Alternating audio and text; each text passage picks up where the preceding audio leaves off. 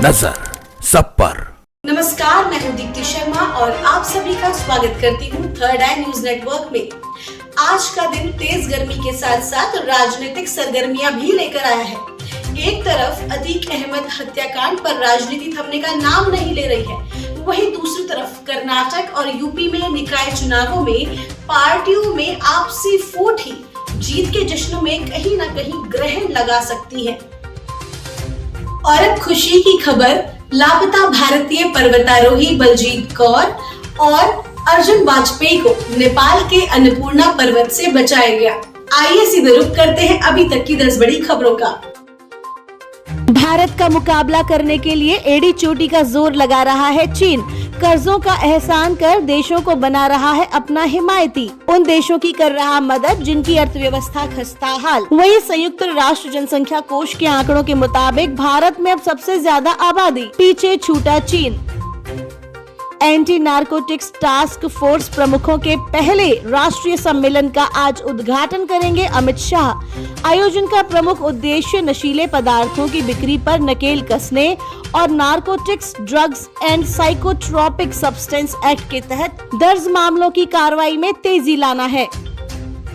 केरल उच्च न्यायालय का आदेश, प्रत्येक अविवाहित बेटी को पिता से शादी खर्च हासिल करने का अधिकार। अविवाहित बेटी का मात्र धार्मिक आधार पर अपने पिता से शादी का खर्च पाने से वंचित नहीं किया जा सकता है।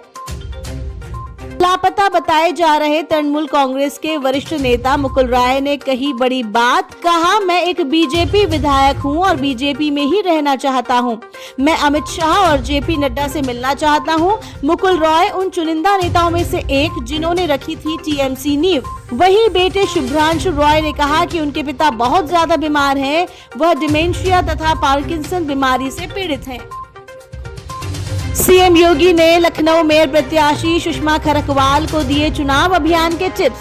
सामाजिक, व्यापारिक और धार्मिक संगठनों के साथ बैठक करने के साथ सामाजिक वर्गों से संपर्क तेज करने को कहा। वहीं अखिलेश यादव ने कहा, भाजपा सरकार की कार्यशैली ने उत्तर प्रदेश में कानून व्यवस्था को बर्बाद किया। पार्टी विरोधी गतिविधि के कारण बसपा से निष्कासित हुए पूर्व विधायक अमन मणि त्रिपाठी सपा भी कर चुकी है बाहर। सुप्रीम कोर्ट में समलैंगिक विवाहों के लिए कानूनी मंजूरी देने की याचिकाओं पर जारी सुनवाई के बीच केंद्र ने उठाया बड़ा कदम। केंद्र ने राज्यों को पत्र लिखकर इस मामले पर मांगे उनके विचार। वहीं गे मैरिज के सपोर्ट में उतरे कश्मीर फाइल्स डायरेक्टर विवेक अग्निहोत्री बोले, ये कोई क्राइम नहीं है। दुनिया के 34 देशों में मान्य है समलैंगिक शादियां। गाजियाबाद से वायरल वीडियो आया सामने, जहां पब्लिक ने पुलिस को दौड़ाया। बिना हेलमेट पहने जा रहे सिपाहियों को युवतियों ने भगाया। ट्विटर पर संज्ञान लेकर किया गया गाड़ी का चालान। अब G20 देशों के लिए बीज का उत्पादन करेगा भारत। मेहमानों ने की आत्मनिर्भरता की सराहना। मोटे अनाज की वैश्विक मान्यता पर G20 देशों का समर्थन। बोले, जलवायु के अनुकूल है मिलेट्स। जलवायु परिवर्तन पर बोले इन्फ्लेक्टर इंडिया के सीईओ स्वप्न बोस, दिया संदेश। सबको मेरा एक मैसेज देना चाहता हूँ।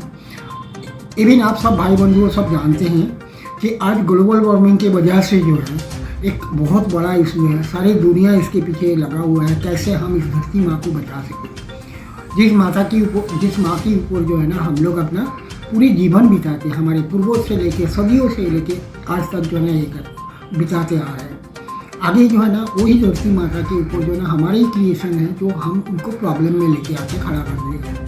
तो हम सबसे निवेदन करते हैं कि जो है आओ मिलके जो है ना हम धरती माता को बचाने के लिए कुछ करें।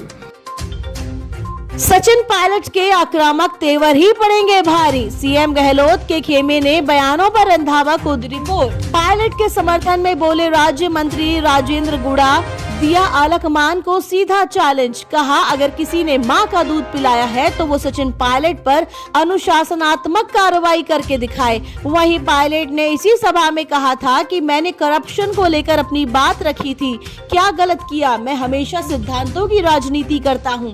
इस बयानबाजी के बीच बीजेपी नेता मनीष कुलवाल ने कहा, अब प्रदेश के विकास की रिपोर्ट की जगह बयानों की रिपोर्ट पर हो रहा मंथन।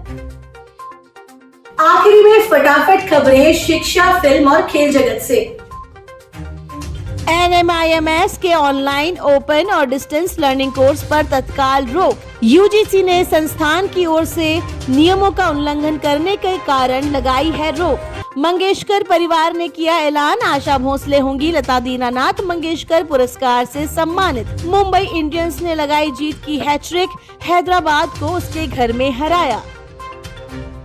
तो ये थी अभी तक की 10 बड़ी खबरें। देश विदेश की ताजा तरीन खबरों के लिए जुड़े रहिए थर्ड आई न्यूज नेटवर्क के साथ। नजर सब पर।